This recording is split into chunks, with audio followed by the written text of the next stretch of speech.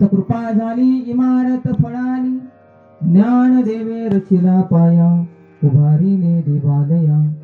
नामातयाचा किंकर तेने केला हा विस्तार, ज्ञान देवे रचिला पाया, उभारिले देवालया. जनार्दन एकनाथ खांब दिला भागवत, ज्ञान देवे रचिला पाया, उभारिले देवालया. भजन करा सावकाश, भजन करा सावकाश, तुका झालासे कळस, ज्ञान देवे रचिला पाया, उभारिले देवालया.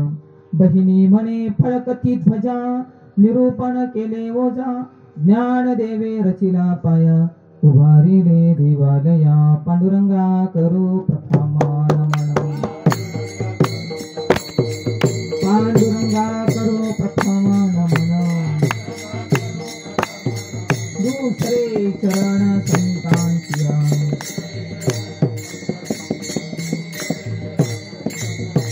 त्यांच्या कृपाने कथेचा विस्तार,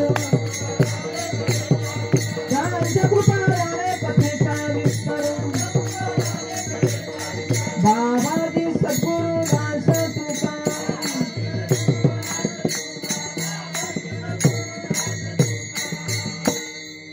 पांडुरंगा करू प्रथम नमन, दुसरे चरण संतांच्या, त्यांच्या कृपादाने कथेचा विस्तारू. बाबाजी सद्गुरु दास तुका.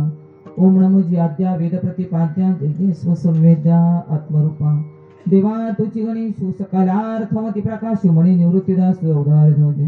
दयांचे केले स्मरण सकल विद्येचे अधिकरण, तेच वंदु श्री चरण श्री गुरूंचे नमस्कार नियता.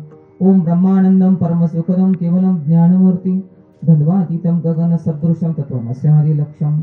एकम नित्यम विमलमचलम सर्वदी साक्षीभूतम, भावातीतम त्रिगुणरहितम सद्गुरु तम नमामि. यदक्षरम मनाख्येयम मा आनंदम अजम अव्ययम, श्रीमन्निवृत्तिनाथेति ख्यातम दैवतम आश्रये. गुरुविद्याख्यया लोके साक्षात विद्या हि शांकरी, जयत्या ज्ञानमस्तस्ये दयाद्राये निरंतरम. सार्धकेन च कस्यार्ध शिवयोः समरूपिण, ज्ञातुं न शक्यते लग्नं मितिद्वैतच्छलान्मुहुः. अद्वैतम आत्मनं सत्त्वं दर्शयन्तो मितस्त्रान्, तो वंदे जगतमाद्योतयो सत्त्वाभिपत्तये. मूलायाग्राय मध्याय मूलमध्याग्रमूर्तये, क्षीराग्रमूलमध्याय नमापूर्णाय शंभवे. परं ब्रह्मं परं धामं सच्चिदानंद विग्रहं, ज्ञानेश्वर इति ख्यातं प्रणमामि गुरुपरं श्रीपादनाथं गुरुराजवर्यं. मुमुक्षो नाम ज्ञानदानैक्यदक्षं, घोटी क्षेत्रे निवासिनं तं नमामि वेद विद्यान् वरिष्ठम्. ओम नमो ज्ञानेश्वरा करुणाकरा दयाळा, तुमचा अनुग्रह लादलो पवन झालो चराचरी. मी कला कुसरी काहीच नेने बोलतो वचनी अतिभाविका, एका जनार्दनी तुमचा दास, याची आस पूर्वावी तुमचा अनुग्रह लादलो पवन झालो चराचरी. संत कृपा झाली, संत कृपा झाली इमारत फळाली, ज्ञान देवे रचिला पाया, उभारिले देवालया. प्रस्तुत प्राप्त प्रसंगी कारणाशिवाय कोणतेही कार्य घडत नसतं. आज खऱ्या अर्थानं 3:30 मुहूर्तापैकी एक मुहूर्त एकदाच काय ते करून घरी बघा.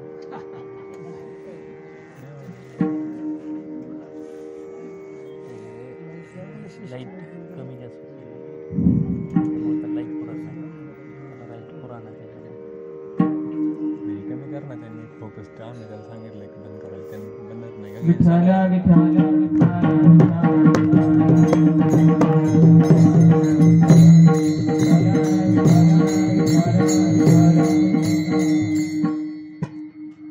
आणि अक्षय तृतीयेच्या मुहूर्तावर बाळासाहेब खामकर यांचे सुपुत्र अविनाश खामकर आणि त्यांच्या पत्नी ज्योती खामकर यांनी या ठिकाणी मुक्काम पुस्तक टाकली, बरोबर ना. तिथे वास्तू उभा केली आणि या वास्तूची शांती करण्याकरता सकाळपासून त्यांची धावपळ चालू आहे. विधिवत पूजा, नवग्रहाची शांती, वास्तूची शांती, सत्यनारायणची महापूजा.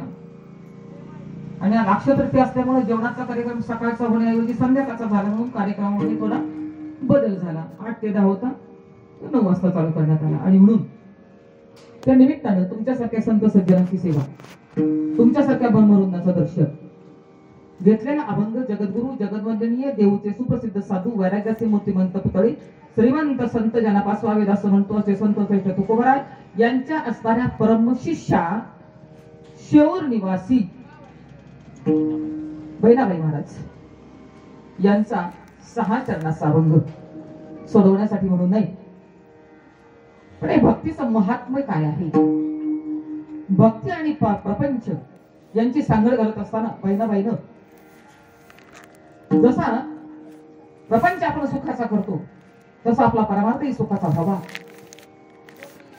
तुकोबारायांचं शिष्यत्व पत्करलं आणि तुकोबारायांचं शिष्यत्व पत्करल्यानंतर एक ब्रह्मानुभूती जीवनामध्ये येते काय, एक आत्मानंदाचा आविष्कार त्यांच्या जीवनामध्ये त्यांनी अनुभवला. तर हे उपकार कोणाचे आहेत असं जर पाहिलं तर एक उपकार संतांचे आहेत. तर संतांच्या कृपेनंच ही गोष्ट होती, अन्यथा नाही. तो वारकरी संप्रदायामध्ये खऱ्या अर्थानं माणूस जन्माला आला तरी कीर्तन असतं, माणूस गेला तरी कीर्तन असतं, माणसाच्या वाढदिवसालाही कीर्तन असतं, माणसाच्या दशक्रियेलाही कीर्तन असतं, माणसाच्या 10व्या वर्षश्राद्धालाही कीर्तन असतं, काही आपल्याकडे काही निमित्त असेल तरी कीर्तन असतं. म्हणजे वारकरी संप्रदाय कोणत्या तरी निमित्ताने तुम्हाला त्या बोधापर्यंत नेण्याचा प्रयत्न करत असतो. संप्रदायाचे अनंत उपकार आहेत आपल्यावर. त्यातली त्यात हे जे संत आहेत ही मालिका आहे संतांची, कुठपासून ज्ञानोबरायापासून बहिणाबाई पर्यंत. तर त्याच्यामध्ये ज्ञानोबराय असतील, तुकोबराय असतील, ज्ञानोबराय असतील, नामदेव महाराज असतील, एकनाथ महाराज असतील, तुकोबराय असतील, बहिणाबाई असतील, पण त्याच्या अंतर्गत जर पाहिलं ना तर सगळे संत आहेत. हा, तुम्ही फक्त ही 4-5 नाव अशी आहेत असं नाही, याच्या अंतर्गत जर पाहिलं ना तर सर्व संत आहेत. आणि या सर्व संतांची कृपा जर आपल्यावर होते त्या कृपेचं फळ काय आहे. जसं ही इमारत उभा राहिली ना तशी ही पण एक इमारत आहे. या इमारतीला वीट, वाळू, सिमेंट, फरशी कुठून कुठून सगळं बाहेरून आणलं आणि इमारत उभी केली. पण इमारत जरी उभी राहिली तरी वापर इमारतीचा नसून आतल्या पोकळीचा आहे की नाही.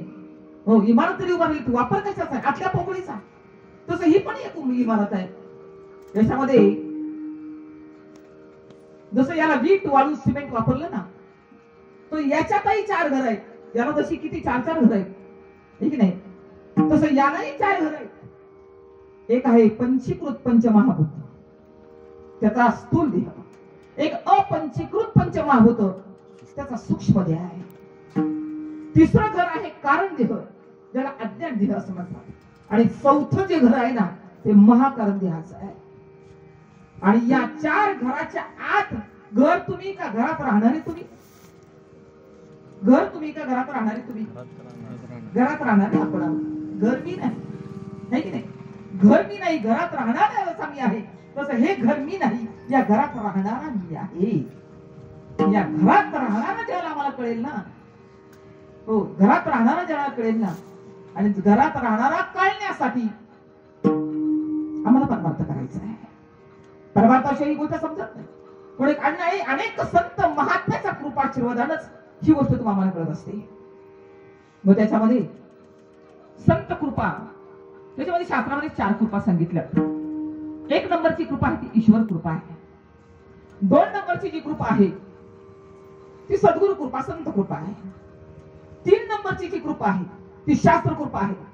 आणि 4 नंबरची कृपा जी आहे ती अंतकरण कृपा आहे. या 4 कृपा जीवनामध्ये प्राप्त झाल्याशिवाय माणूस जसं परिपूर्ण, घर परिपूर्ण झालं, रंगरंगोटी झाली, सगळं काय आता कोणतं कामच नाही राहिलं, तसं जीवन हे परिपूर्ण होण्यासाठी आपल्याला संत मालिका, या संत मालिकेचे आशीर्वाद आपल्या जीवनामध्ये प्राप्त करून घ्यायचे असतात. त्याच्यामध्ये संत कृपा मिळवण्यासाठी, हो संताची कृपा होण्यासाठी नेमकं काय करावं लागेल बुवा.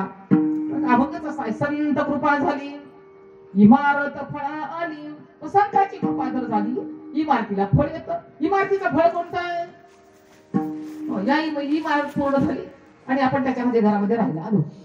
तसं या इमारतीला फळ कोणतं आहे, तर या इमारतीला फळ आहे जीव ब्रह्म ऐक्य ज्ञान संपादन करून जीवाचा जीवपणा घालवणं, हो आणि मी ब्रह्म आहे असं ज्ञान करून घेणं, याला संत कृपा म्हणतात. मग ही संत कृपा प्राप्त करून घेण्यासाठी त्याच्यामध्ये विशेषत्वानं अगोदर ईश्वर कृपा आपल्याला प्राप्त करून घ्यावं लागेल. पण ईश्वराची कृपा कधी प्राप्त होते? ईश्वराची कृपा प्राप्त करून घेण्यासाठी आम्हाला कर्म करावं लागेल, उपासना करावी लागेल.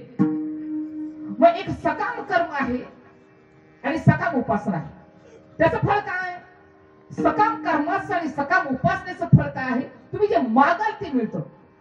तुम्ही देवाकडे जे मागाल, सकाम मध्ये इच्छा धरून केलेलं कर्म, सकाम मध्ये इच्छा धरून केलेली उपासना. तुम्ही जे जे मागता ते देवाकडे सगळं मिळतं. देव देतो तुम्हाला बंगला, गाडी, बाडी, तुम्ही जे जे मागा. अगदी पुत्र पौत्र, काही अगदी कोर्टाचा निकाल लागण्यासाठी सुद्धा सकाम उपासना करतात. म्हणजे सकाम उपासनेचं फळ काय?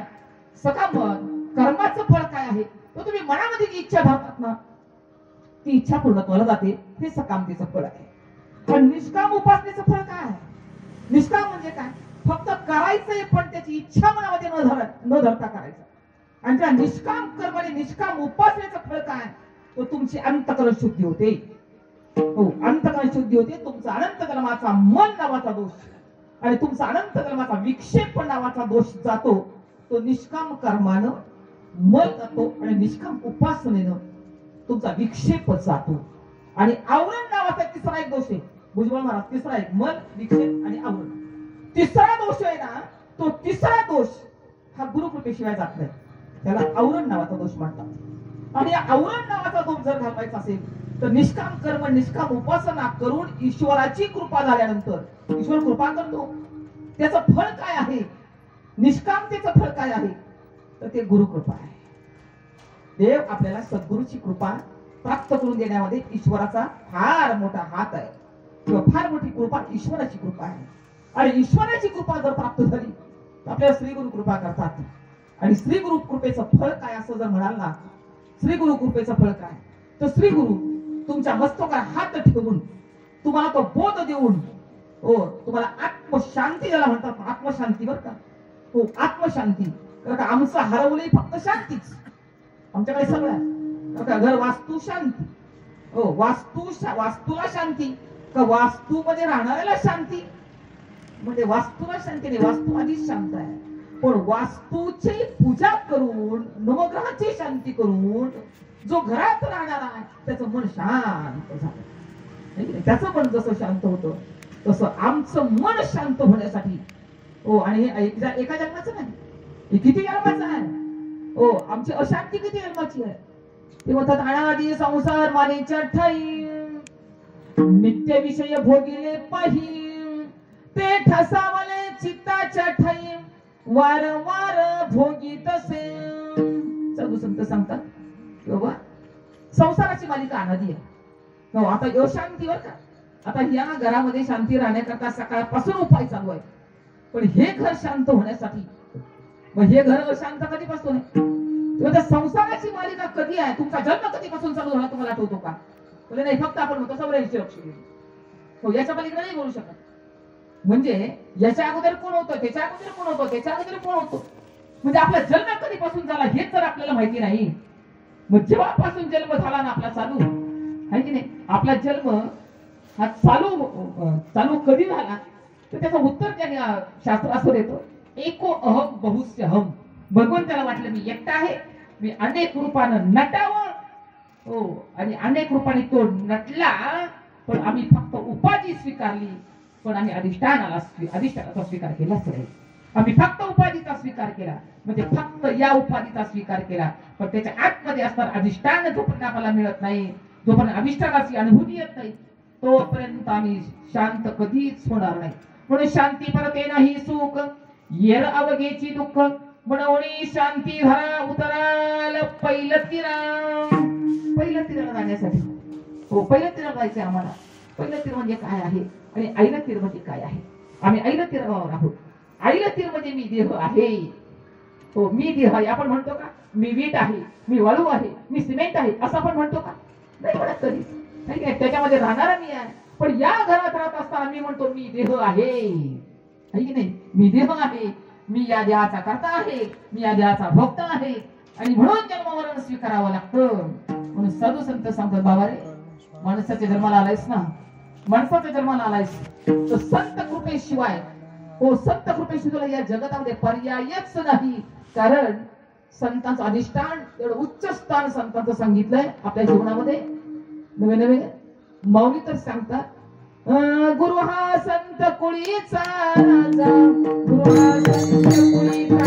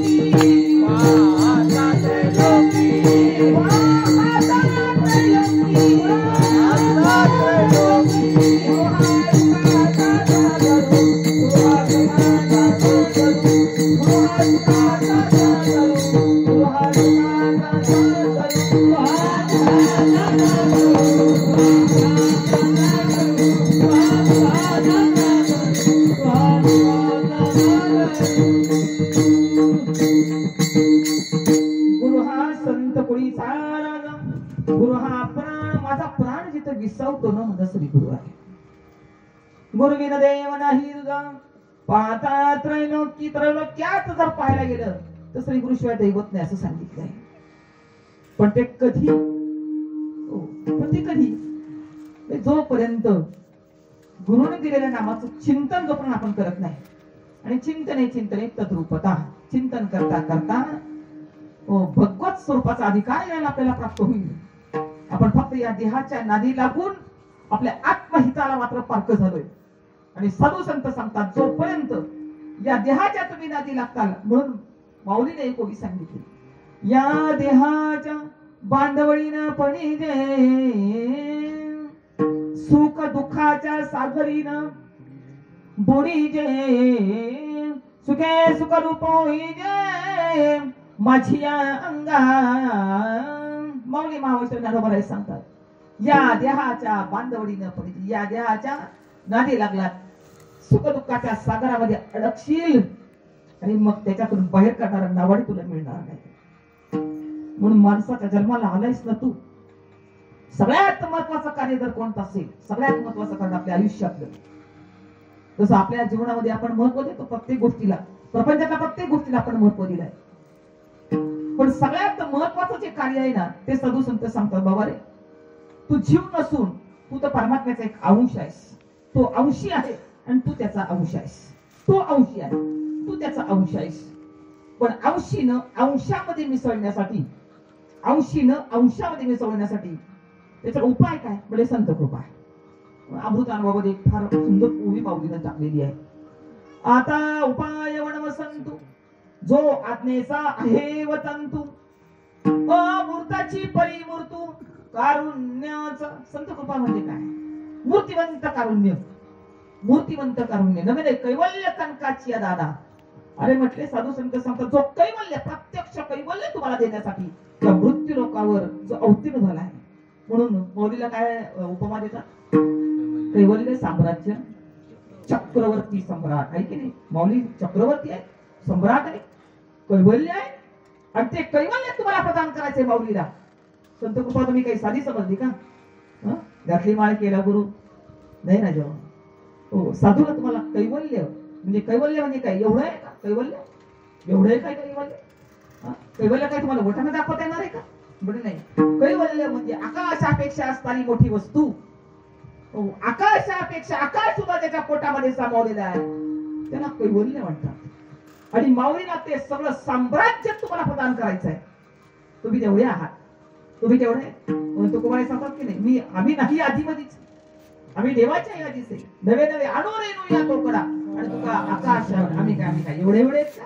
आम्ही आकाशापेक्षा, आकाश सुद्धा आमच्या पोटामध्ये सामावलेला आहे. एवढे मोठे आम्ही असताना आम्ही छोटे काय झालो? आम्ही स्वतःला छोटे का समजतोय? संकोचनी कार्य झाला असेल लहान, ही आपोषण ब्रह्मांडाचे. अरे ब्रह्मांड तुझ्या पोटामध्ये असताना सुद्धा तुला असं वाटतं का मी एवढाच आहे? अरे तू खूप मोठा आहेस.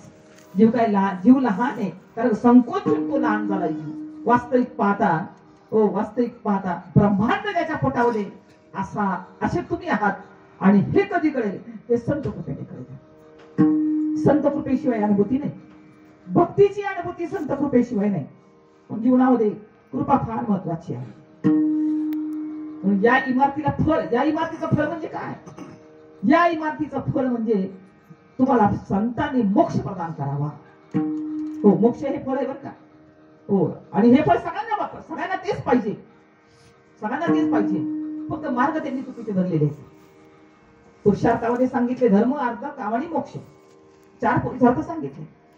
आता धर्म जर करायचा म्हटला तर तुम्हाला प्रत्येकाला धर्म करतो. 5 बोटाने धर्म करायचा तुम्हाला करतोय, है की नाही? हो. किंवा मग प्रत्येक जण आता धर्मासाठी भांडणं चालू आहे. पण मग हा धर्म साधू संत सांगतात का? म्हटले नाही. धर्मा माझी धर्म स्वस्वरूपी राहणे हाची खरा धर्म. आणि स्वतःचं स्वरूप ज्याला कळालं ना त्याला खरा धर्म कळाला.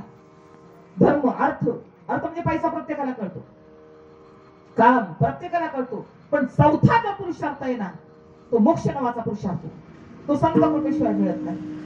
आणि तो कोण देण्यासाठी आलोय? पुरुषार्थ सिद्धी चौथी घेवणी आपल्या हाती रिगाला भक्ती पंथी जगाला मोक्ष प्रदान करण्याचा चौथा पुरुषार्थ प्रदान करण्यासाठी साधू संत आपल्या तळ हातावर मोक्ष घेऊन तुमच्या आमच्या मागे लागलेले आहेत. यारे यारे लहान थोर, यारे यारे लहान थोर, यारे यारे लहान थोर,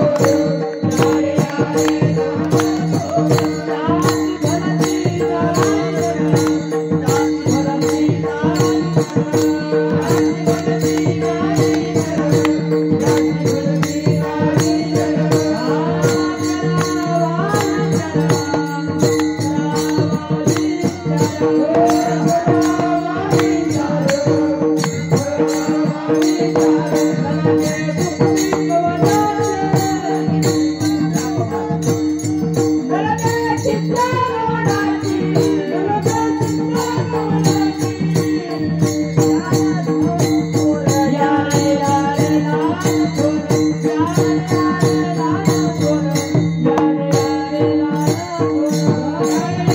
जाती भरती नारायण, जाती भरती नारायण, जाती भरती नारायण, जाती भरती नारायण.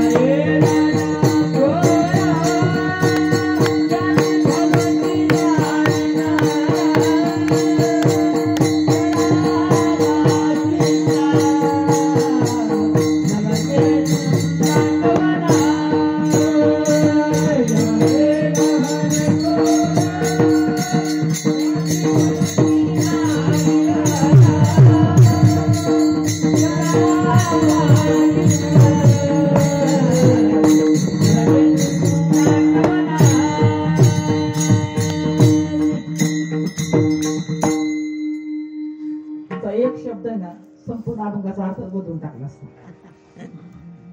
यारे यारे लहान थोर,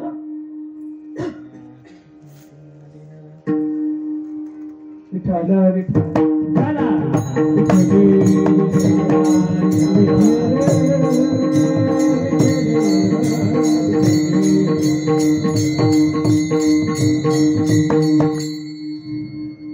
तुकोबाई सांगतात, यारे यारे लहान थोर, याती फलती नारी नार, करावा विचार न लगे चिंता कवनाची. चिंता करू नका. चिंता कशाची? तुम्हाला मला प्रत्येकाला एकच चिंता आहे, ती जन्माला येणं आणि मरणं. प्रत्येक जण घाबरतो, तो मरणाला घाबरतो. साधू संत सांगतात, चिंता करू नका. तुम्ही काही मरणारे नाहीत आणि तुम्ही जन्माला येणारे पण नाहीत, नाही की नाही? तुम्ही जन्माला येणारे पण नाहीत आणि तुम्ही मरणारे पण नाहीत. तुम्ही वेगळेच कुणीतरी आहात. कोण आहात तुम्ही? विचार करायचा आहे. मी हा कोण? करावा विचार. म्हणे ज्ञानेश्वर निवृत्तीचा माऊली सांगतात, कोण आहे मी? दिसतोय ते मी आहे का? आहे ते मी आहे. दिसतोय हे काळाचं खाद्य आहे आणि आतमध्ये राहणारा मी आहे. आणि त्या मीचा शोध संतांनी मीचा शोध लावलाय. कोणत्याही काळामध्ये बघा, कोणत्याही काळामध्ये बरं का. एक दृष्टांत जर सांगायचं म्हटलं, आपल्याला मी शोधायचं आहे. आणि मी काय लांब नाही. एक काळी कुट्ट अमावस्येची रात्र आहे. काळी कुट्ट अमावस्येची रात्र आहे.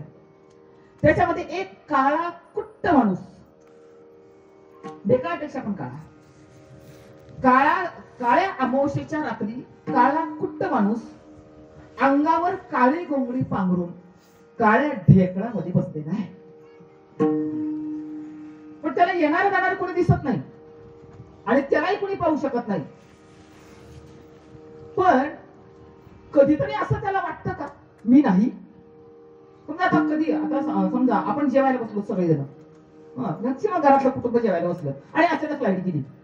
लाईट गेल्यावर मी इथं बसलोय बरं का रे, लाईट नसली तरी मी इथे म्हणजे लाईट नसताना तुम्हाला दिसत नाही, पण तुम्हाला विसरतात का? नाही विसरत. म्हणजे मी आहे, कोणत्याही स्थितीमध्ये मी आहे. मग हा मी कोण आहे? हा मी आहे ना, हा त्रिकालाबाधी सत्य आहे. सत्य तू म्हणजे कालही मी आहे, आजही मी आहे आणि उद्याही मी आहे. तिन्ही काळामध्ये मी आहे. मग मी कोण आहे? सांगताना उत्तर सापडलं. मी वासुदेव तत्वता कळो येईना विचारी आहे ठाऊक सत्याने असता तुझा नाही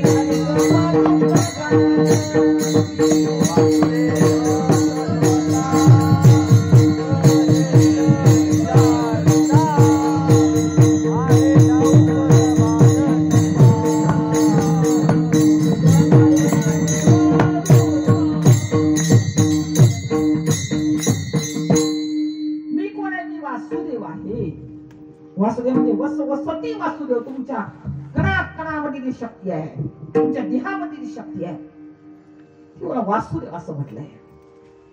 आणि त्या वासुदेवाला साधुसंत ब्रह्मही म्हणतात, त्याला देवही म्हणतात, त्याला आत्माही म्हणतात, त्याला विठ्ठल म्हणतात, त्याला राम म्हणतात, त्याला कृष्ण म्हणतात. म्हणायला काहीही म्हणा, वस्तू मात्र एकच आहे.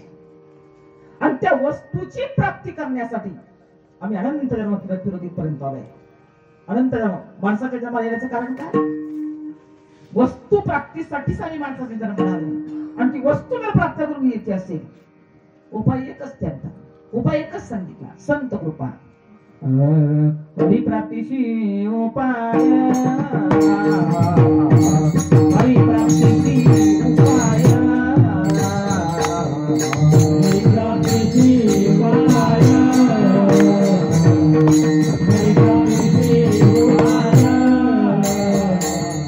हरिप्राप्तीची उपाय,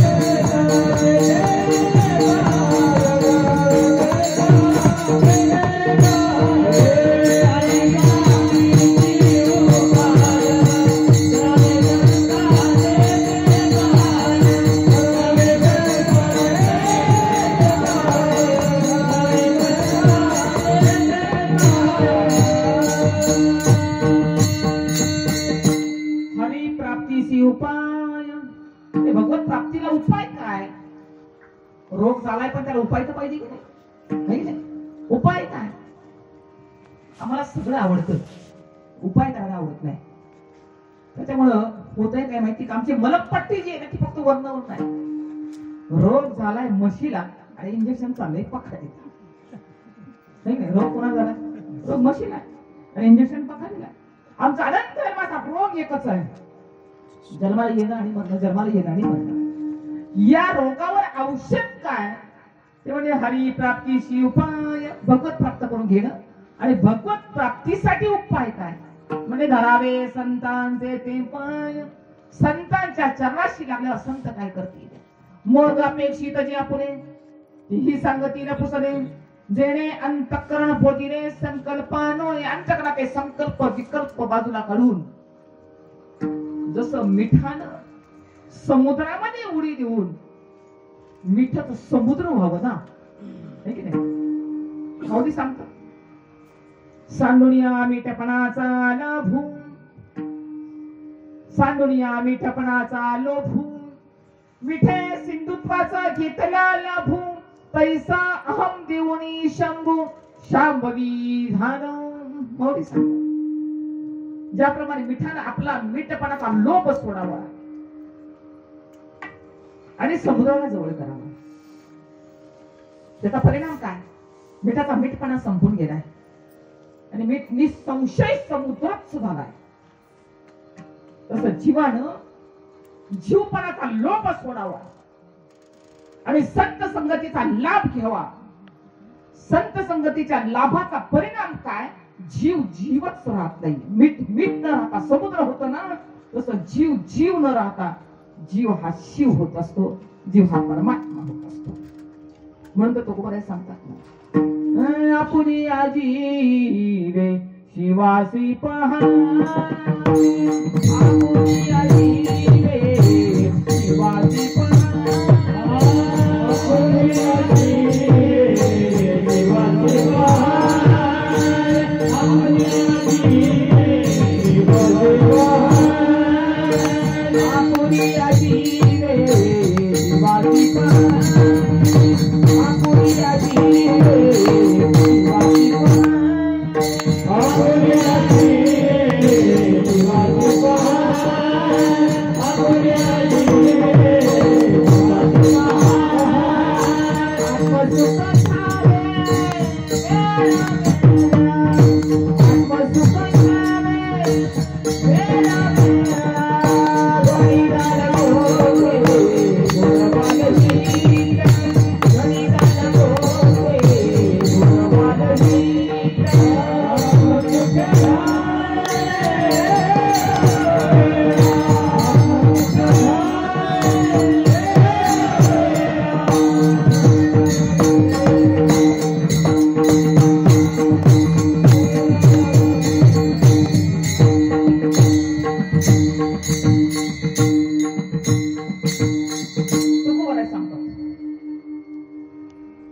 अभंग हा 12 अभंगामधला अभंग आहे. हा तुकोबारायांनी वैकुंठावरनं पाठवले की नाही 12 अभंग, त्याच्यामध्ये फार सुंदर आणि मार्मिक अभंग आहे.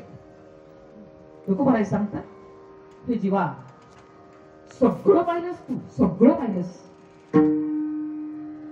पण बाहेरचं पाहिलंस, तू तुला पाहिलं नाहीस अजून. आणि तुला पाहिजे असेल तर तू बाहेर नाहीस, तू आत आहेस. तू देहावरून वेगळा आहेस, तू देहावर वेगळा आहेस. हा देह तुझ्यावर अध्यस्त आहे. सांगितलं ना, सूक्ष्म देह असेल, स्थूल देह असेल, सूक्ष्म देह असेल, कारण देह असेल, महाकारण देह असेल, हे सगळे तुझ्यावर अध्यस्त आहेत. तू याहून वेगळा आहेस, तू मनाहून वेगळा आहेस, तू बुद्धीहून वेगळा आहेस, तू चित्ताहून वेगळा आहेस, तू अहंतेपेक्षा वेगळा आहेस. म्हणजे अंतकरण म्हणजे तू नाहीस, पंचकर्मेंद्रिय म्हणजे तू नाहीस, पंच ज्ञानेंद्रिय म्हणजे तू नाहीस, पंचकोश म्हणजे तू नाहीस. तू बाहेर नाहीस, तुला बाहेरची प्राप्ती नाही करायची. वास्तविक आता तू प्राप्तच तुला आहेस. प्राप्तीचा विषय नाही, तू तुला प्राप्तच आहेस. फक्त एकच गोष्ट करावी लागेल, बाहेर फिरणारी वृत्ती तुला अंतर्मुख करावी लागेल. आणि हे कोण करून देणार? हे संत कृपेचे फळ आहे. हे दुसरं महाराज नाही बरं का. या ठिकाणी महाराज चालत नाही. या ठिकाणी किती वेदांत वाचस्पती असले आणि काय काय आता आमच्यासारख्याने किती शेप्ट लावून घेतलीत ना. वास्तविक आता यातलं तुम्ही कुणीच नाही. तुमचं इतकं उच्च स्थान आहे तुमचं की रामायणकार आम्ही पदवी लावून घेतली, पण रामायण करणारे वाल्मिक महर्षी आम्ही विसरून गेलो. आम्ही भागवताचार्य पदवी लावून घेतली, पण भागवत सांगणारे शुकमुनी कुठेतरी मागे पडले. आम्ही लावलेली शब्द आहेत. वास्तवपाठी याचा तू कुणीच नाहीयेस. हो, सच्चिदानंद पद सुद्धा तिथं सांगितलं हे कमी पडतंय.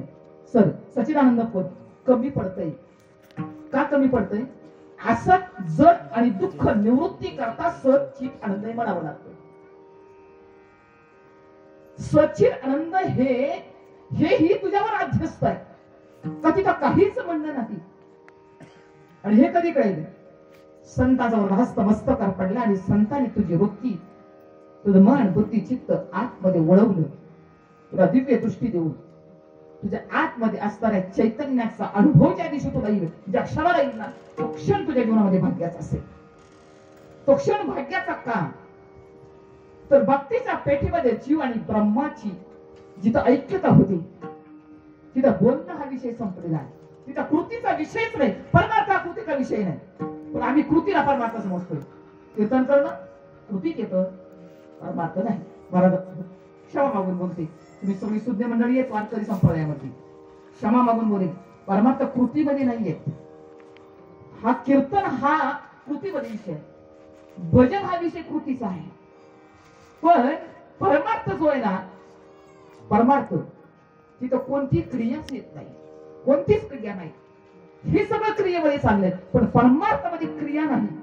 परमार्थामध्ये फक्त तुमची वृत्ती अंतर्मुख होईल ना, त्याला ज्या चैतन्याचे तुम्ही एकरूप होताना त्याला फक्त तुमच्या डोळ्यातून येणार प्रेम भाव, तुमच्या डोळ्यात येणारा भाव श्रेष्ठ आहे. सगळ्यात श्रेष्ठ काय असेल तो भाव आहे. आणि तो भगवत भक्तीप्रती, भगवत भक्ती करत असताना ज्यावेळेला भक्तीच्या पेठेमध्ये अनंत जन्मापासून विसरलेला जीव, मग मी सांगतो चुकलिया माया पुता संकटी, नाही मला वाटतं नाथ भागवतात योगी आहे. चुकलिया माय पुता संकटी, एकाएकी बहु काळे झाली भेटी, तव चाले जेवी पोटी अडिवार रुदन. झोप नाही कोणाला? ऐका बर का, मी काही करमणूक करायला नाही आलेली. आणि करमणूक करणाऱ्यांची आश्चर्य आहे की नाही? आज करमणूक करणाऱ्यांची परमार्थ मार्गावर चरिती आहे. समाज त्यांना मान्य करतो. करमणूक करणाऱ्यांना, तुम्हाला पण घरी करमणूक, टीव्ही पुढे करमणूक, मोबाईल मध्ये करमणूक, परमार्थात करमणूक, दुसरं काय? पण परमार्थामध्ये फैसला आहे. फैसला आहे बरं का परमार्थामध्ये. साधू संत सांगतात बाबा रे, तू जो आहेस ना तो आहेसच. तुला स्वतःला नाकारता येणार नाही, पण तू तुला मान्य करायला मात्र तयार नाही. तू सगळ्या जगाला मान्य करतोयस, पण तुझ्या आतमध्येच तू आहेस. आणि संत काय करतात? कृपेचा वर्षाव करतात. मस्तकात हात ठेवून संतांची कृपा, स्पर्श कृपा, स्पर्श कृपा बरं का. संत कृपा करतात ना, मस्तकात हात ठेवतात, स्पर्श कृपा. संत एखाद्या दृष्टी टाकतात ना, हो ती दृष्टी कृपा आहे.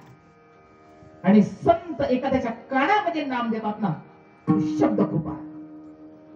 संत अशी कृपा, शब्द कृपा करतात, स्पर्श कृपा करतात, दृष्टी कृपा करतात. आणि या कृपेला पात्र ज्याला जीव होईल ना, तर त्याच्यामध्ये फक्त भाव आणि भावच. परमार्थाचा शेवट हा प्रेम आणि भाव, याच्या पलीकडे काहीच नाही. तुम्ही याच्यामध्ये अजून काही व्हायचंय का? म्हणजे काही नाही. योगाच्या म्हणजे तुम्हाला वाटत असेल आम्ही योग शिकू याच्या माध्यमातून. मौली सांगते योगाची वाटा जे निघाले का सुपाटा, दुःखाच्याची वाटा भागा, त्याच्या वाट्यात दुःख आलं, जो या माध्यमातून योग करू पाहतोय, को अजूनही आत्मसात करू पाहतोय. माऊलीने सांगितलं योग यागा विधी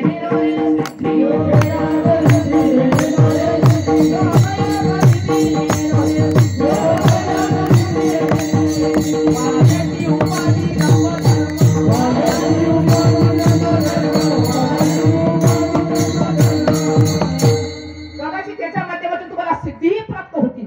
पण माऊली सांगता सिद्धी नावी पिसे कोण तया पुसे गेले राजहंसे पाणी काय. अरे सिद्धीला जर साधू विचारतील तर राजहंसाने पाणी पिण्यासारखं आहे. तो सिद्धी त्याच्या चरणाशी वळून घेत असतात, तो सिद्धीच्या मागे लागत नाही. म्हणून काही मिळवायच्या मागे लागू नका, सगळं घालवायचंय आणि कुठे रोखवायचंय. मीठ जसं समुद्रामध्ये टाकल्याबरोबर त्याच्याशी समरस झालं ना, पैसा समरस झालो, तसं समरस व्हायचंय, एकरूप व्हायचंय परमात्मा स्वरूपाशी. त्याच्याशी एकरूप झालं ना की ऑटोमॅटिक तुमच्या डोळ्यातून गळणारे अश्रू, त्याच्याबद्दल होणारा प्रेम भाव, आणि हा सगळ्यात श्रेष्ठ भाव आहे. त्याच्या पलीकडे जर तुम्ही म्हणता काय असेल तो म्हणजे नाही, ती फक्त उपाधी आहे. हो, अशी कृपा त्याच्या जीवनामध्ये संपादन ज्याने ज्याने केली. साधू संत सांगतात त्याच्या इमारतीला, इमारत म्हणजे कोणती? या देहामध्ये असणारे 4 देह. सूक्ष्म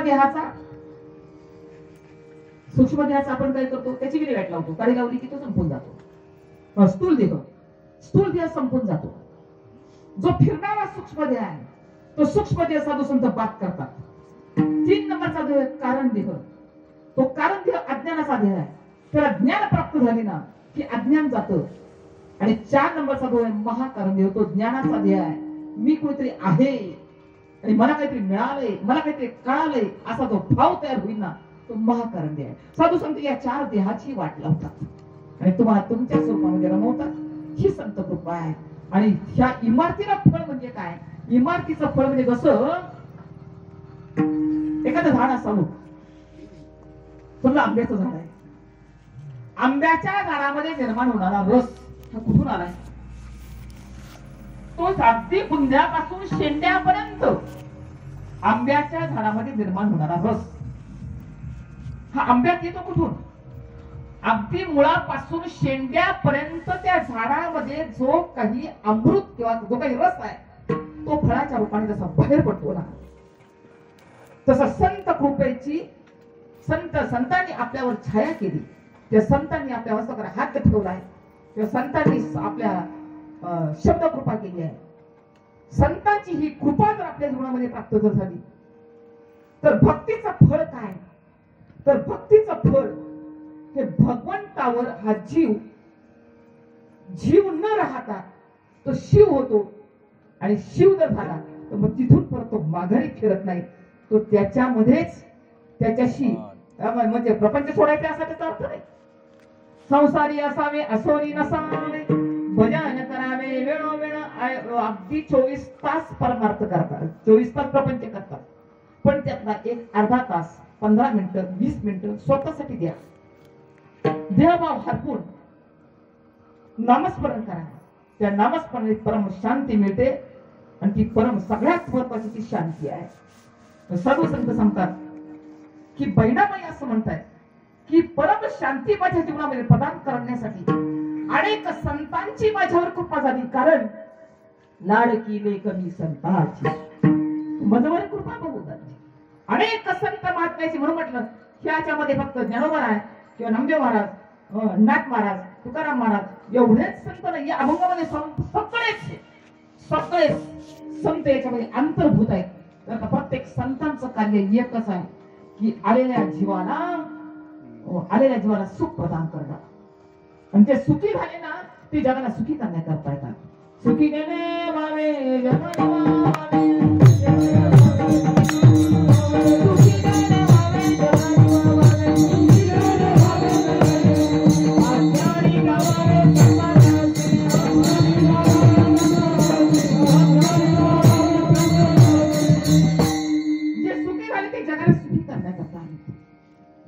माऊली काही विशिष्ट व्यक्ती करताच म्हणतात का? म्हटले नाही. माऊलीने अगदी पसारदारातून मागितलं, जे खांची व्यंकटी सांग तया सत्कर्मी रती वाढ, भूता परस्परे पड मैत्र जीवांचे दुरितांचे तिमिर जावो, विश्व स्वधर्म सूर्य पाहो, जो देवांशील तो ते राहो प्राणी जात. विश्वाला स्वधर्माचा सूर्य पाहायला लावणारी माऊली आहे. मग हा स्वधर्म म्हणजे काय?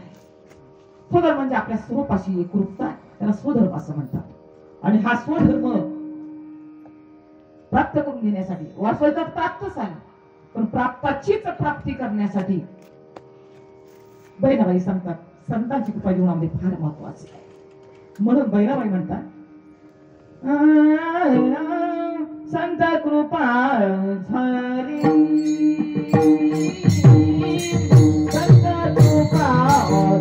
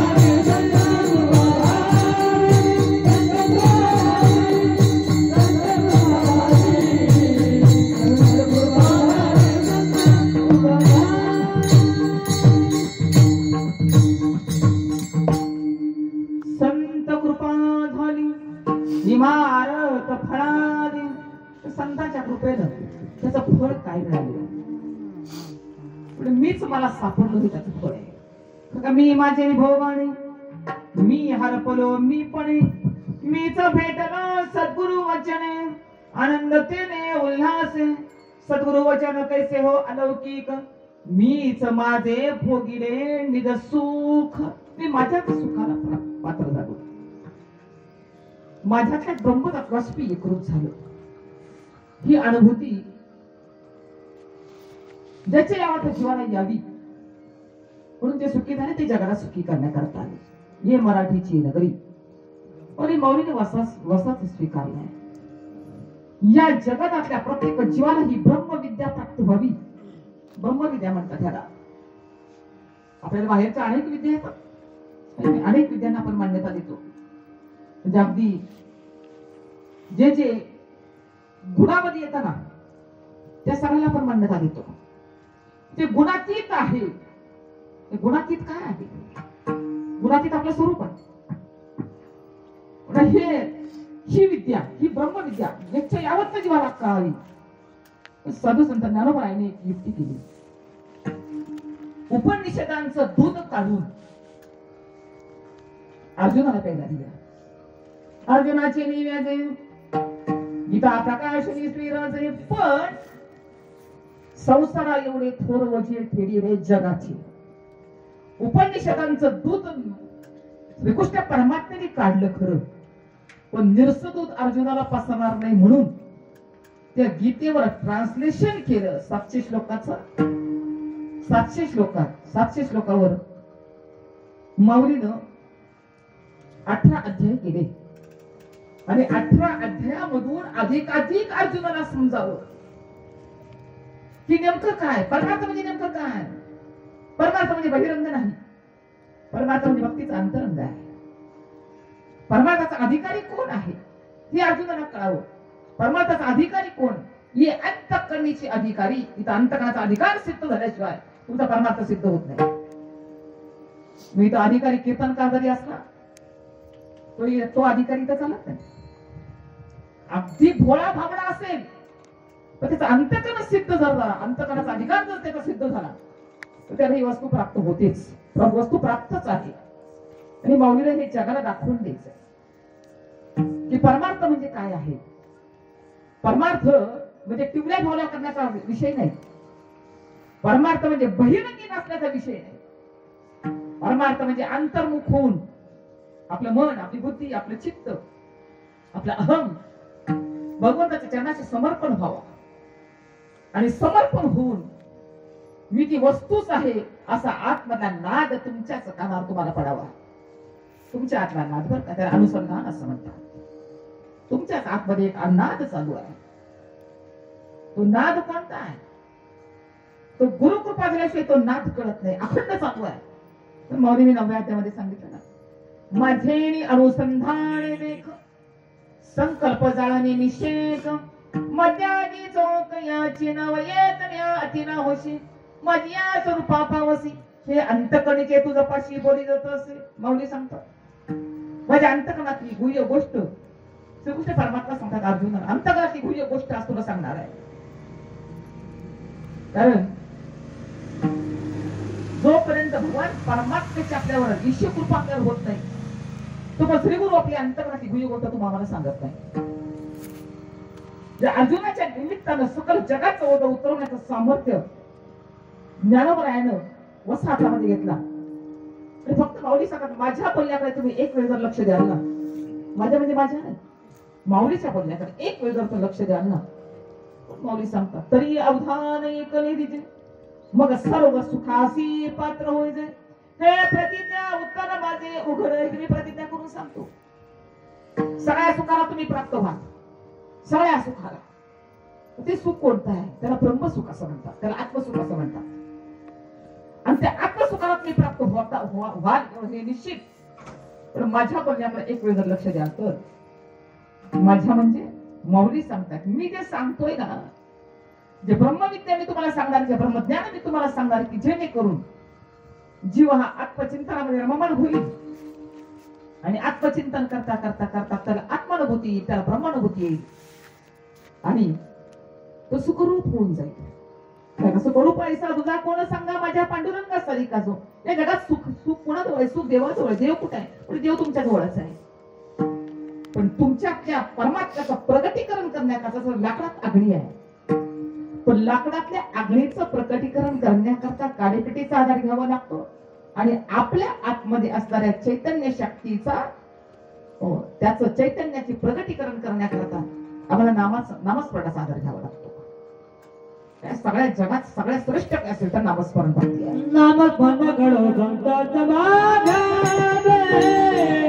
नामस्मरण घडो संतांचा भाग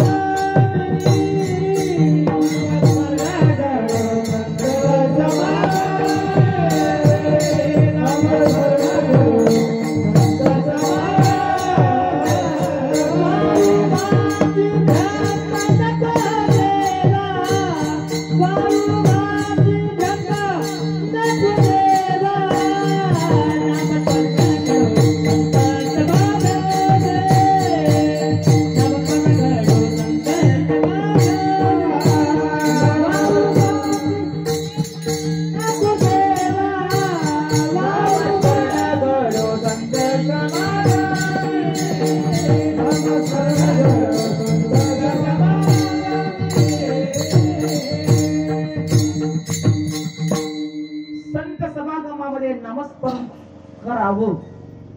संतांचा समागम म्हणजे काय? संतांचा समागम म्हणजे संतांच्या पिशव्या वागवणे याला संत समागम म्हणत नाही. त्यांच्या गाडीचा ड्रायव्हर होणे याला संत समागम म्हणत नाही. त्यांच्या मागे पुढे फिरणं याला संत समागम म्हणत नाही. संत समागम म्हणजे काय? त्याच्या विचारांची संगत करणं. संतांच्या परमार्थ विचारांचा, परमार्थ कृतीचा नाही, परमार्थ विचारांचा आहे. आणि आपले विचार संतांच्या संगतीमध्ये, संत समागमामध्ये संतांचे विचार आपण जेव्हा स्वीकारू लागतो, संत समागम आहे. असा संत समागम एखादी परी व्हावे त्याच्या द्वारी श्वान येते. संतांचे विचारासाठी इतकं लोचट व्हावं, इतकं लोचट व्हावं. कीर्तनकारच्या दारात म्हणण्यामध्ये नाही बरं का, संतांच्या दारामध्ये इतकं लोचट व्हावं. जसं मालक जेवायला बसलेला असतो आणि कुत्रा असतं ना, ते दारामध्ये बसलेला असतो. ते कुत्रा मालकाचं एवढं लाडतंय. मालक आपला आला की पुढे मागे पुढे मागे गोंडा गोळतो. मालक बाहेरच्या घरात जेवायला बसलाय आणि त्याच्या बाहेरच्या ओट्यावर कुत्र बसलेलं आहे. ते कुत्र काय करतं? मालकाकडे एवढं अनुसंधान लावतं. मालकाने चाडातला एक घास तोडला ना, त्या घासाकडे असं बघत असतं. ते तोंडात जाईपर्यंत त्या घासाकडे बघतं. परत मालकाने घास खाली नेला, परत तोडलेल्या तुकड्याकडे ते कुत्र वर तोंडामध्ये जाऊ पण त्या घासाकडे बघत असतं. आणि आपली जीभ बाहेर काढून त्या मालकाच्या तोंडाकडे बघून अशा प्रकारे त्या जिभेची हालचाल असते ना, लोचट कुत्रा असा दारामध्ये बसून मालकाला दया आली ना, मालक आपल्या हातातला तुकडा असा फेकतो ना, वरच्या वर जितो. याला संत समागम म्हणतात. हा संत समागम आहे. ज्ञानोबा तुकोबाच्या विचारांची संगत करा. आणि ज्याला माऊली पसंत नव्हती ना, माऊलीने आपल्याला प्रसन्न व्हावं. माऊली ज्याला आपल्याला प्रसन्न होतील ना, तेव्हा माऊली जर प्रसन्न झाले तर त्याचा परिणाम काय माहिती का? आपल्याला माऊलीची अख्खी ज्ञानेश्वरी कळायला लागली. म्हणजे माऊलीनं जसं मालकानं तुकडा टाकावा ना, इतकं लोचटपणानं कुत्र्यानं मालकाकडे बघावं ना, आणि तितकं लोचट होऊन आपण माऊलीकडे पाहावं. माऊली काय करते? तुम्हाला अख्खी ज्ञानेश्वरी तुम्हाला कळायला लागते. ही माऊलीची कृपा आहे. माऊलीनं हे दिलेलं दान जगा करता ज्ञानेश्वरी. तर त्याचा पायाच का प्रतिकूल परिस्थितीमध्ये, अनुकूल परिस्थिती कुठे परमार्थाची त्यावेळेला आनंदीकरांनी बाहेर काढले नाही. इंद्रायणीच्या पाण्याला स्पर्श करून द्यायचा नाही. अन्न तर नाहीच, अन्न तर नाहीच. काय युक्ती आम्हाला एका ठिकाणी वाचलेलं आहे. तसं भुजबळमध्ये मुक्ताईला भूक लागते आणि मुक्ताईला भूक लागल्यानंतर सगळे भावंड बसलेले असतात. मुक्ताई छोटी आहे. तिथे भावंडांकडे विनवणी करते, मला भूक लागलेली, मला भूक लागलेली आहे. माऊली सांगतात, मुक्ते एक नवीन खेळ शिकू का ग? कोणता खेळ रे दादा? वाऱ्याच्या दिशेने तोंड करून बसायचं आणि येणारी हवा आहे ना, ती मोठा आग करून आतमध्ये घ्यायची, मग तुझं पोट भरेल की नाही. युक्ती माऊलीकडे. ती माऊली तुमच्या तिला काही मिळालं नाही ना, ती तुम्हाला सगळं देण्यासाठी आलेली. ज्या माऊलीला काहीच मिळालं नाही, ती तुमच्या ताटामध्ये कैवल्य देण्यासाठी आलेली. याचा पाया जो आहे ना, हा माऊलीनं रचला आहे. भक्तीचा पाया माऊलीनं रचला आहे. आमच्या त्यांचे जे उड्या आहेत, हो आमचं कुठं वेगळं अस्तित्व कुठं आहे? आमचं वेगळं अस्तित्व नाहीये, आहे ते माऊलीच आहे. त्याचा पाया माऊलीनं रचलाय. अभंगाचं दुसरं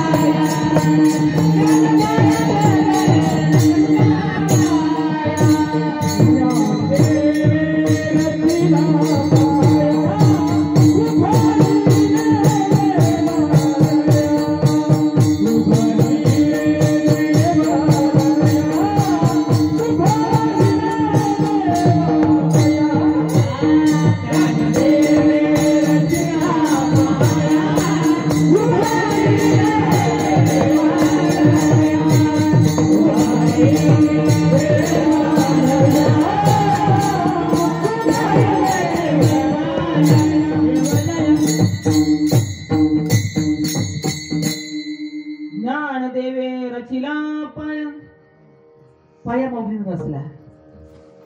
बघा इमारत उभा राहिली. अविना जेव्हा इमारत उभा राहिली पण खाली काढलेली दगड आहेत ना दिसतच नाही. इमारत उभा राहिली खाली ज्यांनी गाडून घेतलं ना ते दिसत नाही. तसंच आहे. ज्ञानदेवे रचिला पाया उभारला माऊलीनं. माऊलीच्या जेव्हा आम्ही मोठे झालो ऐक नाही रेट आणि डेटवर कार्यक्रम करू लागलो मोठे झालो आम्ही. माऊली तर एक तुमच्या जीवनात वजा केली ना तुमचं अस्तित्व शून्य शून्य तुमचं अस्तित्व. पण माऊली धर्माचा पाया रचला. धर्माच्या पायावर ही आज वारकरी संप्रदायाची इमारत उभी आहे. तर त्याला प्रचार आणि प्रसार करण्यासाठी त्या ब्रह्मविद्येचा प्रचार आणि प्रसार करण्यासाठी माऊलीचं आयुष्य कमी पडलंय. आयुष्य कमी आहे माऊलीला. 22व्या वर्षी माऊलीनं समाधी घेतलेली आणि धर्माचा प्रसार कुठेतरी अपूर्ण राहिलाय. तोच वस्सा माझ्या नामदेवरांनी उचलला आणि नामदेवरांनी त्याच ब्रह्मविद्येचा प्रसार महाराष्ट्रात नाही तर महाराष्ट्राच्या बाहेर पंजाबमध्ये जाऊन केलाय. पंजाबमध्ये 65 अभंगाची एक वेगळी ग्रंथ नामदेवरांचा आहे जो आपल्याकडे नाही त्यांच्याकडे. ते त्यांना फार मानतात. 65 अभंगाची स्वतंत्र नामदेवरांची गाथा ही पंजाबमध्ये. म्हणजे माऊलीनं नामदेवरायानं फक्त महाराष्ट्रापुरता साधा मर्यादित नाही ठेवला. पंजाबमध्ये जाऊन शिखांना सुद्धा या महाराष्ट्रातल्या वास्तविक पाहता हा महाराष्ट्रापुरता मर्यादित नाहीच होईल. ही जुनी परंपरा आहे. भरतखंड ज्याला म्हणतात ना या भरतखंडामध्ये अगदी अगदी ऋषी मुनी हो अनेक तपस्वी होऊन गेले.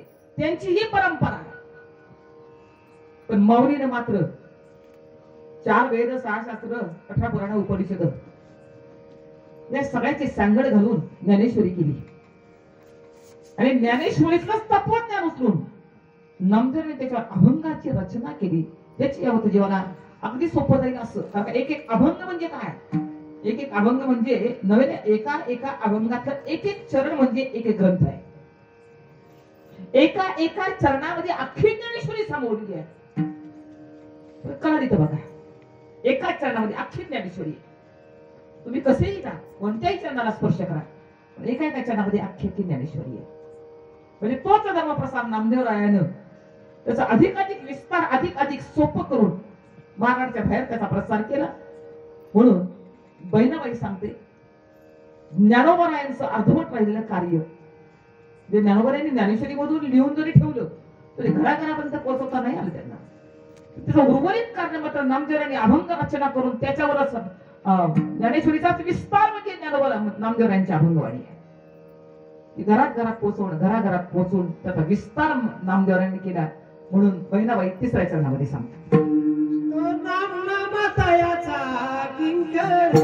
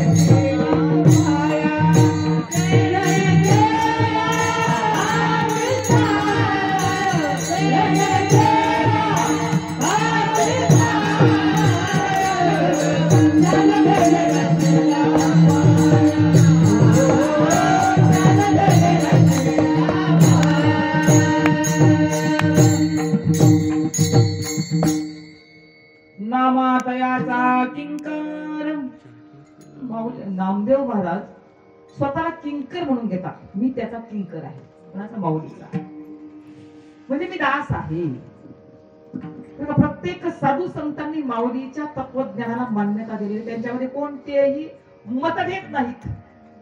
मतभेद आपल्यामध्ये कोणत्या कोणत्या संतांमध्ये मतभेद पाहिलेत का तुम्ही? नाही.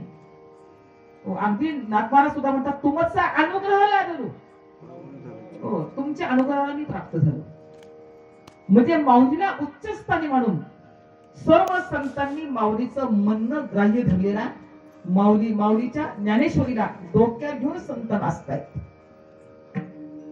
कारण ही ब्रह्मविद्या आहे, हे ब्रह्मज्ञान आहे. नामदेवरायांनी तेच ब्रह्मविद्या पंजाब पर्यंत त्याचा विस्तार केला. 65 अभंगाचा एक स्वतंत्र ग्रंथ त्यांनी पंजाबमध्ये दिला. आणि आपल्या आयुष्याच्या शेवटच्या श्वासापर्यंत कारण नामदेव माऊलीची समाधी आहे, माऊलीनं समाधी घेतलेली आहे. नाथांनी पैठणमध्ये गोदावरी नदीमध्ये आपला देह समर्पण केलेला आहे. पण तुकोबारायांचं तर वैकुंठ गमन आहे. पण नामदेवरायांचं मात्र तसं नाही. नामदेवराय मात्र शेवटच्या श्वासापर्यंत, वयोवृद्ध झाले तरी शेवटच्या श्वासापर्यंत माऊलीने दिलेल्या तत्वाचा बोध संपूर्ण जगाला कळावा म्हणून अभंग म्हणजे न भंग पावणारी वाणी. कधी सगळं भंग पावेल, अभंग तिन्ही काळामध्ये जे सत्य आहे ते अभंग. भूत भविष्य वर्तमान, भूत भविष्य वर्तमान या तिन्ही काळामध्ये जी सत्यवाणी आहे ती अभंगवाणी, ती ज्ञानेश्वरी, ती गाथा आहे. आपली वारकऱ्याची प्रस्थानत्रय येते. वारकऱ्याची प्रस्थानत्रय कोणती आहे? ज्ञानेश्वरी, गाथा आणि भागवत ही वारकऱ्याची प्रस्थानत्रय. म्हणजे पिनल कोड म्हणतात का? पिनल कोड. हो, म्हणजे कसं कोर्टात केस गेल्यानंतर पिनल कोड शिवाय ती केस चालत नाही. नवे नवे काही नियम असतात, त्या नियमाच्या बाहेर ओके चालत नाही. तस परमार्थामध्ये परमार्थ करत असताना आपले पिनल कोड कोणते? म्हणजे गाथा, ज्ञानेश्वरी आणि भागवत या प्रस्थानत्रयी असं म्हटलंय की ज्याच्यामध्ये संत कृपेनं, म्हणजे संतांची कृपा जर झाली आणि संत कृपा होऊन शास्त्र जर कृपा आपल्यावर झाली तर प्रस्थानत्रयी म्हणजे याच्यातून आम्हाला त्या ब्रह्मविद्येच्या माध्यमातून आम्हाला ब्रह्मस्वरूपी प्रस्थान करता येतं, म्हणून त्यांना प्रस्थानत्रयी असं म्हणतात. आणि ही प्रस्थानत्रयी संप्रदायानं मान्य केलेली आहे. म्हणून याचा अधिकाधिक विस्तार व्हावा म्हणून असं म्हणतात की ज्ञानाचा एका आणि नामाचा तुका. अर्धवट राहिलेलं कार्य पूर्ण करण्यासाठी माऊली ज्ञानाचा एका आणि ज्ञानोबरायांचा अर्धवट राहिलेलं कार्य पूर्ण करण्यासाठी परत माऊलीनं प्रपंच केला नाही. प्रपंच नाही केला, पण अवघाचे संसार सुखाचा करीन आनंदेवरीनं तिने लोकी. प्रपंच नाही केला, पण नाथांच्या रूपाने येऊन प्रपंच केला. आणि या जगाला सांगितलंय की प्रपंचामध्ये राहून सुद्धा तुम्हाला परमार्थ करता येतो. कारण तुम्हाला प्रतिबंध जर कोण असतील असं तुम्ही म्हणाल, तुम्हाला घरचे प्रतिबंध नाही बरं का भक्तीसाठी. तुम्ही म्हणतात की आमचं येऊन देत नाही, फलाने येऊन देत नाही कीर्तनाला, नाही की नाही? म्हणजे प्रतिबंध. आणि नामस्मरणाला कोण प्रतिबंध करून करणार आहे तुम्हाला? नामस्मरणाला कुठे प्रतिबंध? हो, म्हणजे बाहेरचे प्रतिबंध नाही. तुम्हाला भक्तीला प्रतिबंध असेल तर तुमचेच तुम्ही प्रतिबंध आहात. आणि हा प्रतिबंध घालवण्याचं सामर्थ्य संत कृपेमध्ये, संत कृपा झाली तर शास्त्र तुमच्या कृपा करतं, तुम्हाला शास्त्र कळायला. आणि या शास्त्राचा विस्तार ज्ञानोबरायांच्या अवतारामध्ये ज्ञानेश्वरीमधून जे लिहिलं गेलं ते घराघरापर्यंत पोहोचवता आलं नाही, म्हणून परत नाथांच्या रूपानं परत माऊली अवतार येतात आणि त्याच ज्ञानेश्वरीवर भाष्य करतात. किंवा श्रीमद भागवतामध्ये 12 स्कंदाचं भागवत, त्याच्यामध्ये 11 स्कंद म्हणजे 11वा स्कंद. 11 स्कंदामध्ये 13 श्लोक आहेत. आणि त्या 13 श्लोकावर विश्लेषण करून एकनाथ महाराज त्याचे 18,000 श्लोक करतात. 18,000 ओव्या करतात आणि तुम्हा आम्हाला भागवत देतात. एकनाथी भागवत श्रीमद भागवताच्या 21 स्कंदावर 1300 श्लोकावर त्याचा अभ्यास करून 1300 श्लोकाची अनुभूती करून तुम्हाला 18,000 श्लोकांचं भागवत तुम्हाला आम्हाला देतात. ही माऊली शरीनाथांची कृपा आहे. आणि त्या माऊली नाथांनी तेवढं स्पष्टपणे लिहिलंय, या लागी लोकवाह्यता स्वयेनाचे ब्रह्म उन्मादता लोक मानिती तया पिशाच्यता हा बोधू सहसा पंडितान म्हणजे यांना म्हणते भूत लागली. आम्ही कायचा परमार्थ केला नाही का? नाथाने स्पष्टपणे दुसऱ्या अध्यायामध्ये बघा माऊलीने स्पष्टपणे सांगितले, आम्ही काही परमार्थ केला नाही का? आम्ही काही भजन केली नाही का? भजन केली. पण सांगू का, लावणी मृदुंग श्रुती टाळ घोष सेव ब्रह्मरस आवडी. लावणी मृदुंग लावला, श्रुती टाळ घोष, पण पुढचं राहिलं ना सेव ब्रह्मरस आवडीने. पुढचं फक्त घेतलं ना मग अभंग पूर्ण झाला, सेव ब्रह्मरस आवडीने. मग नाथ महाराज सांगतात, हा ब्रह्मरस सेवन करत असताना जगाला मान्य होईल का?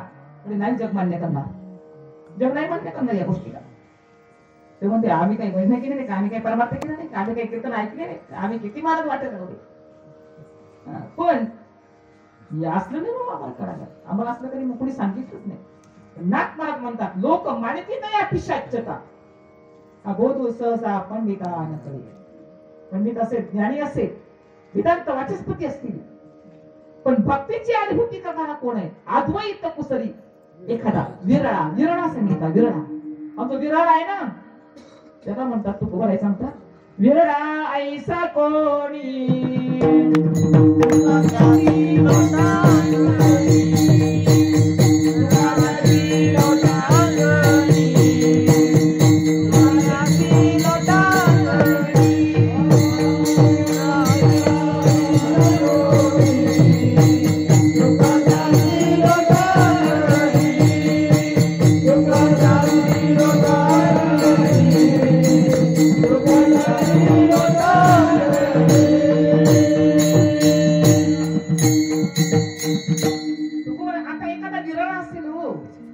सगळे स्वीकारतील असतं नाही. सोन्याच्या दुकानामध्ये एकच गिराईक असतं, गर्दी नसते. पेंटेकच्या दुकानामध्ये मात्र गर्दी असते. जरा वर्ण पॉलिश आहे ना तर भरपूर गर्दी. बघा घरी येऊन ते पांढरं पडलं तरी चालेल, घरी येऊन पांढरं पडले तरी चालेल. पण सोन्याच्या दुकानामध्ये एकच गिराईक आहे, ते तुम्ही सोनं अंगावर घाला, त्याला गरम पाण्यात घाला, त्याला विस्तवात घाला, सोनं सोनेपणाहून कधीही वेगळं नसतं. साधू संतांना तेच सांगायचं आहे. अरे तुमची स्थिती अशी आहे, तुम्ही असे आहात, तुम्ही ब्रह्मच आहात. पण नामदेवराने आता विस्तार केला. नागपाराने तीच गोष्ट सांगण्यासाठी, पण नाथ महाराज मात्र प्रत्येक अभंगामध्ये आपल्या सद्गुरूचा आश्रित आहेत. प्रत्येक अभंगाचा शेवट पाहणे, जनार्दन एकनाथ मी माझ्या गुरुचा आहे. प्रत्येक अभंगामध्ये मी सद्गुरूचा आश्रित आहे, मी सद्गुरूचा दास आहे. प्रत्येक अभंगातून आपल्याला दाखवत आहे. बहिणाबाई सुद्धा याचा स्पेशल उल्लेख करत असताना त्या सांगतायत, एकनाथ महाराजांनी या धर्माला खांब दिला आहे, धर्म प्रसाराला खांब दिला आहे. पण नाथ महाराजांना धर्म प्रसाराचा खांब दिला असताना ते सांगतात की नाथ महाराज हे जनार्दन स्वामींचे शिष्य. जनार्दन एकनाथ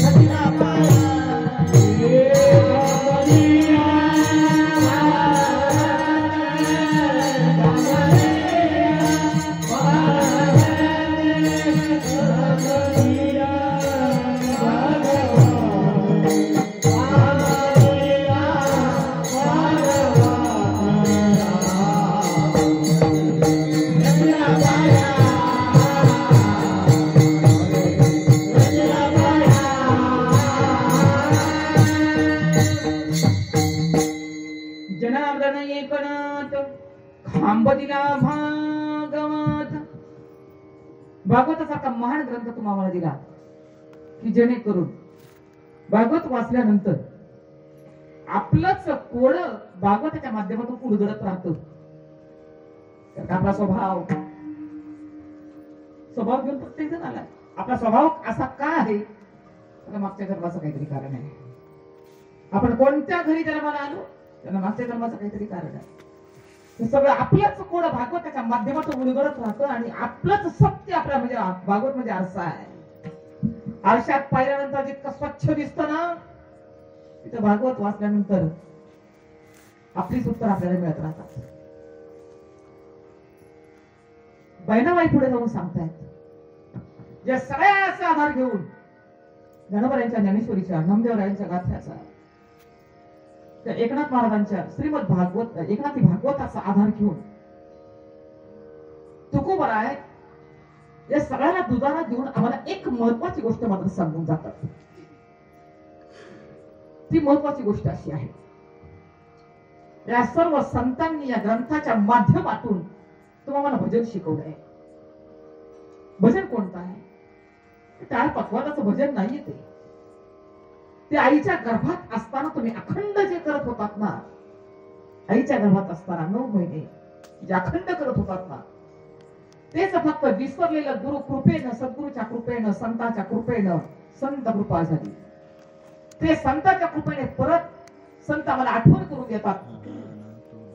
त्याला हरिपाठामध्ये आजपाजप असं म्हटलंय. त्याला हरिपाठामध्ये आधुनिक मौलीनं एक ओवी सांगितली. ज्ञानदेवा मौन जपमाळ अंतरी धरणी श्री हरी जपे सदा. तुमचा श्वास भजन करतोय अखंड.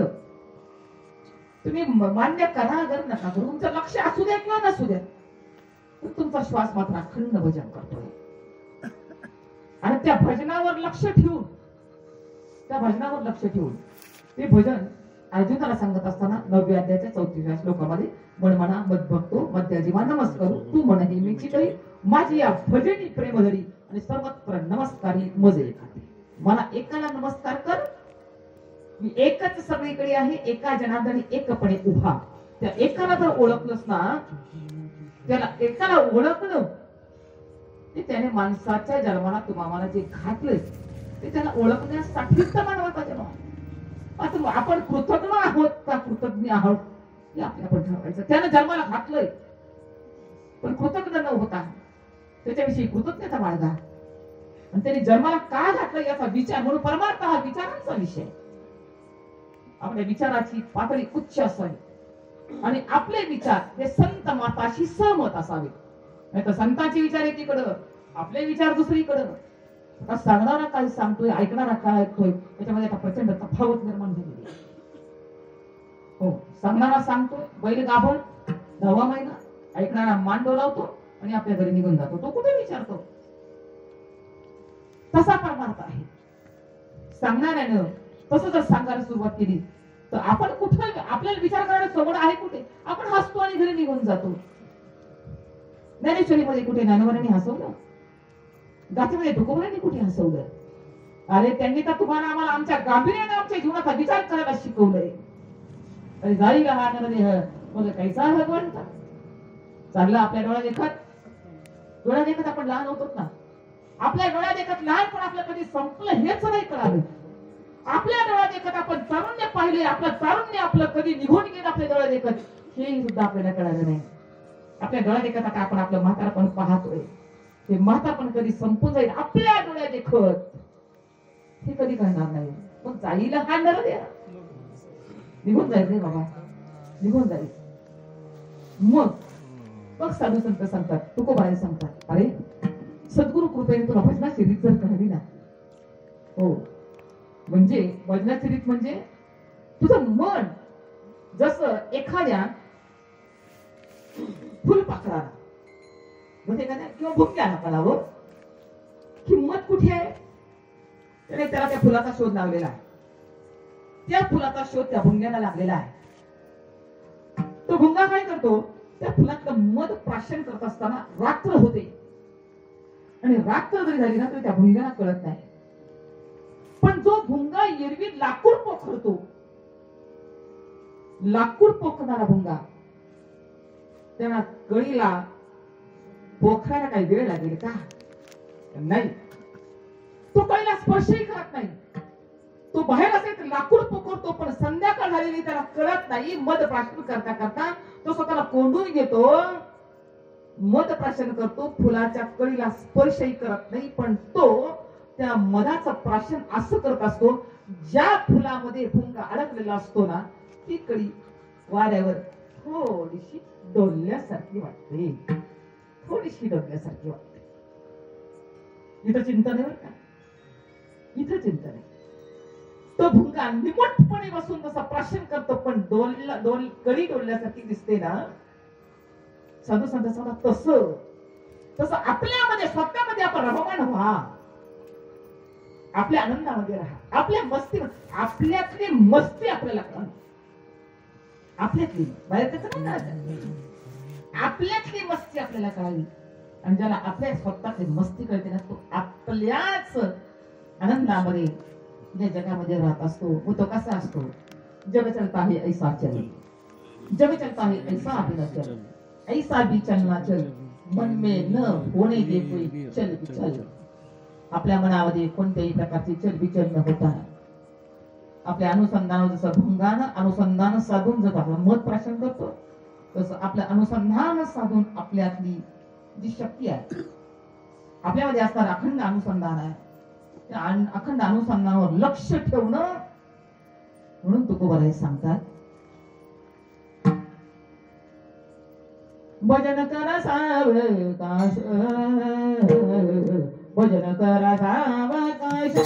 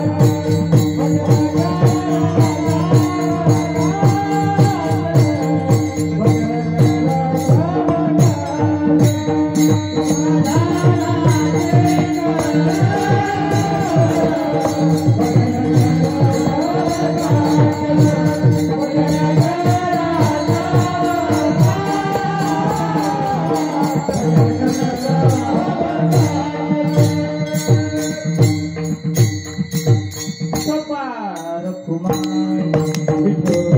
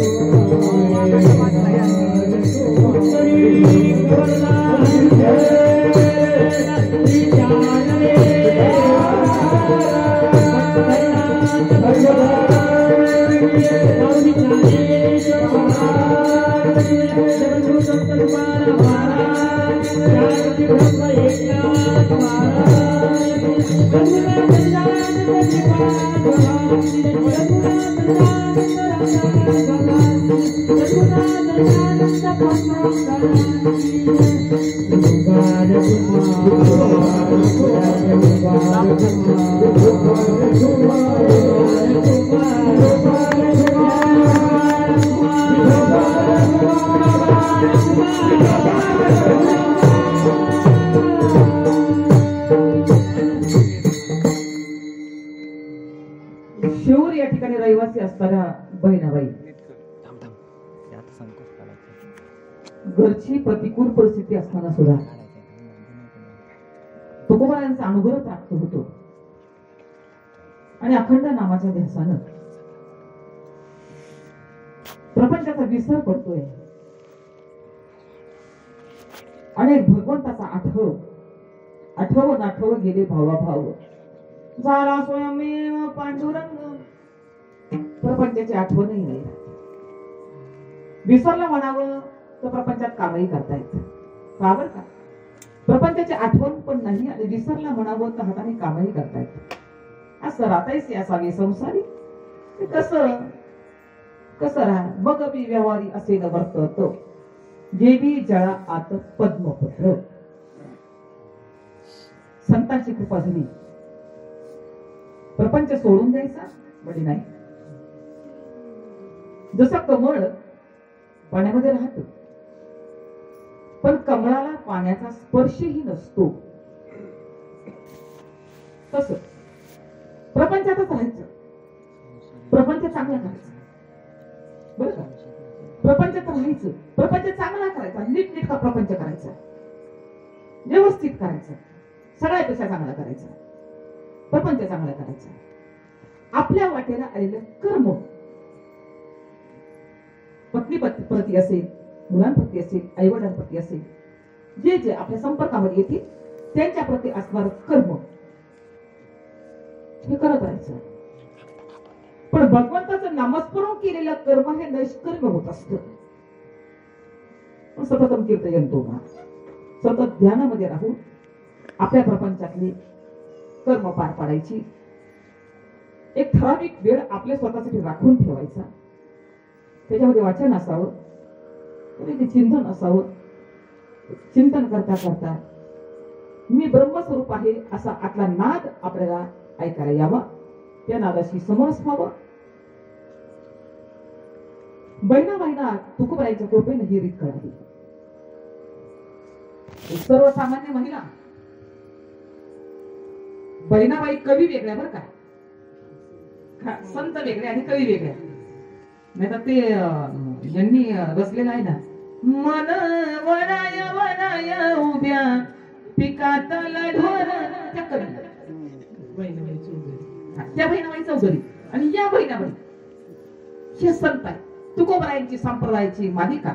तुकोबारायांच्या संप्रदायानुसार आलेलं नाम संप्रदायाचं नाम बहिणाबाईपर्यंत पोहोचत आहे. आणि अखंड ज्ञानाची रीत त्यांना कळाली. त्यांना वाटलं अरे विचार, अरे आपण सुद्धा एकांतामध्ये आपला विचार करा. आपल्याला कळेल आपलं किती श्रेष्ठ आहे. एवढ्या संतांची कृपा. आपलाच विचार, आपला विचार जगाचा नाही. जगाचा विचार करणं म्हणजे काय माहिती का. काठ्या कुठून रेशीम काढणं. जगाचा विचार करणं म्हणजे काठ्या निघतं का. आपली आठवण कोणी काढत पण नसेल पण आपण मोठ बावी लावून त्यांची आठवण काढत असतो. जगाचा विचार करणं म्हणजे काठ्या कुठून रेशीम काढणं. जगाचा विचारानं तुमचं हित होणार नाही. ते अनहित आहे. आणि तुमचं हित व्हायचं असे वाटत असेल ना, विचार स्वतःचा त्या स्वचा विचार करा. स्व म्हणजे आत्मा जाणं. ते ठाई नित्य अनुसंधान. स्वचा विचार करा. बहिणाबाईंनी स्वचा विचार केला आणि कळालं अरे मी एवढे श्रेष्ठ आहे. आणि आपण प्रत्येक जण स्वतःचा विचार केला आपण एवढे श्रेष्ठ आहे, एवढे श्रेष्ठ आहे. धन्य मी मानी आपले संचित लागलीचे प्रीत तुझे नामी. धन्य झालो आता यासी संदेह नाही, न पडो या पाही काळा हाती. एवढे आपण श्रेष्ठ आहोत. बैलाने विचार केला, संतांची मालिका, संतांचा संप्रदाय, संप्रदायाचं नामस्मरण माझ्यापर्यंत आलं. म्हणजे ज्ञानोबरायांचे,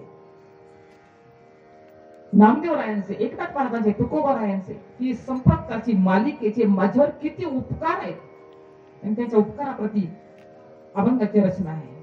आणि बहिणाबाई सांगतात, तीच ध्वजा मी हातामध्ये घेऊन, तीच ध्वजा बरं का, संप्रदायाची ध्वजा हातामध्ये घेऊन मी धर्माचा प्रचार करीन, प्रसार करीन. म्हणून बहिणाबाईचा एक स्वतंत्र गाथा तयार केलेला आहे. त्याच्यामध्ये फक्त अध्यात्म ज्ञान त्यांनी सांगितलेले, ब्रह्मज्ञान सांगितलेले आहे.